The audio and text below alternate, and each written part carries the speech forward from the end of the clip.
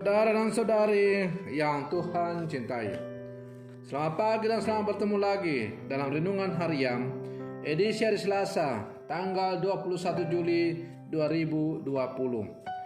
Mengawali hari yang baru ini, kita hendak mendengar dan merenungkan sabda Tuhan.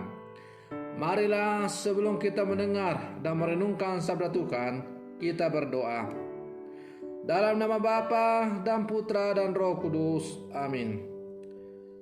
Allah Bapa Maha Penyayang, semoga kami memahami kehendak-Mu yang terungkap dalam sabda-Mu, dan semoga Engkau selalu mendampingi kami dengan penyelenggaraan-Mu. Bersabdalah ya Tuhan, kami siap untuk mendengarkan. Semoga sabda-Mu yang hendak kami dengar dan kami renungkan untuk mengawali hari yang baru ini sungguh menjiwai kehidupan kami sehari-hari. Terpujilah Engkau Bapa, Putra dan Roh Kudus, kini dan sepanjang segala masa. Amin.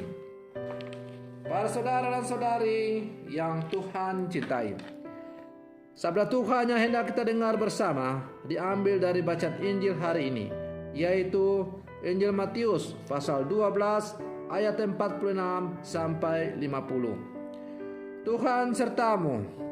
Inilah Injil Tuhan kita Yesus Kristus menurut Santo Matius.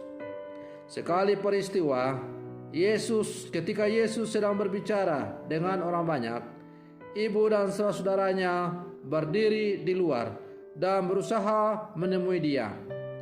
Maka berkatalah seorang kepadanya, "Lihatlah, ibumu dan saudara-saudaramu ada di luar dan berusaha menemui engkau."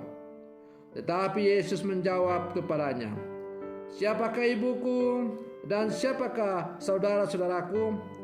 Dan sambil menunjuk ke arah murid-muridnya, ia bersabda, "Inilah ibuku, inilah saudara-saudaraku.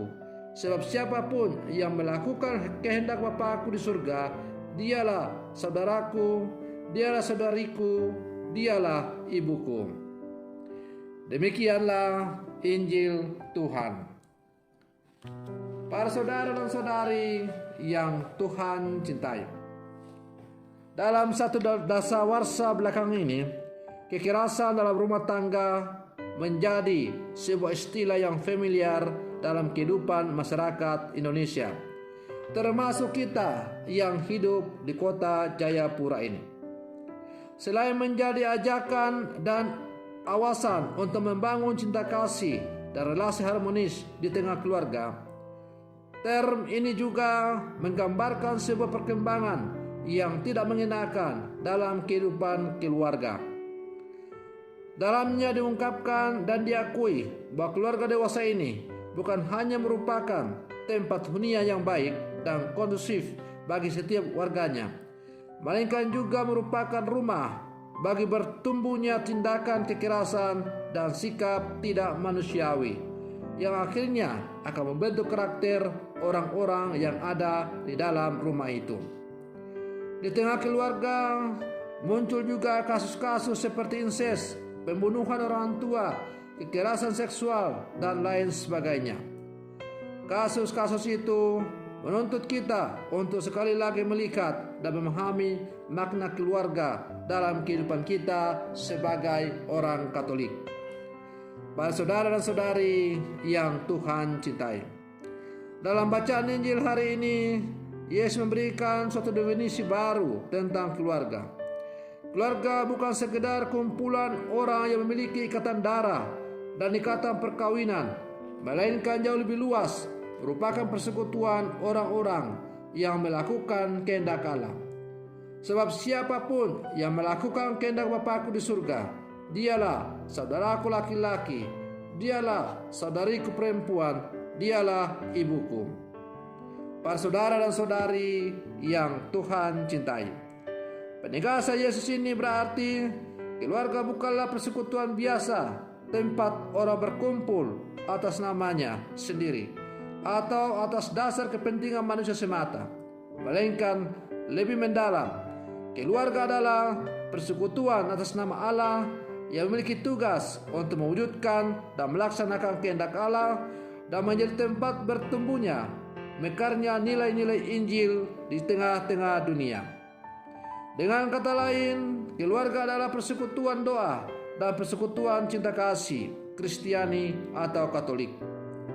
Para saudara dan saudari yang Tuhan cintai, karena itu kita diajak untuk merenungkan sebagai keluarga Katolik di zaman sekarang, bagaimanakah hidup keluarga kita sebagai keluarga Katolik?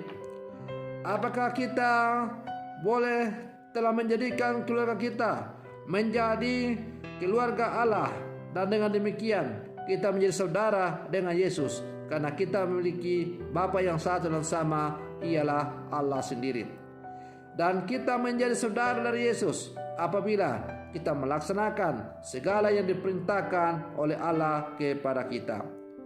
Para saudara dan saudari yang Tuhan cintai, sudahkah keluarga kita bersekutu dalam doa dan cinta kasih? Sudahkah keluarga kita selalu dijiwai oleh semangat kasih antara semua anggota keluarga, yang kemudian meluas ke lingkup yang lebih luas, kombas, paroki, dan akhirnya persaudaraan sejati sejagat? Mudah-mudahan doa bersama dalam keluarga tidak kita lupakan karena kesibukan dan tuntutan kerja kita yang semakin padat. Para saudara dan saudari yang Tuhan cintai, semoga perlindungan saya ini semakin menghantar kita sebagai keluarga Katolik untuk semakin menyadari bahwa kita hendaknya melakukan perintah-perintah Allah dalam kehidupan kita, agar kita disebut Yesus sebagai saudara dan saudarinya, saudara laki-laki, saudara perempuan, ibunya atau bapaknya, karena kita hidup sesuai dengan apa yang diajarkan oleh Allah kepada kita.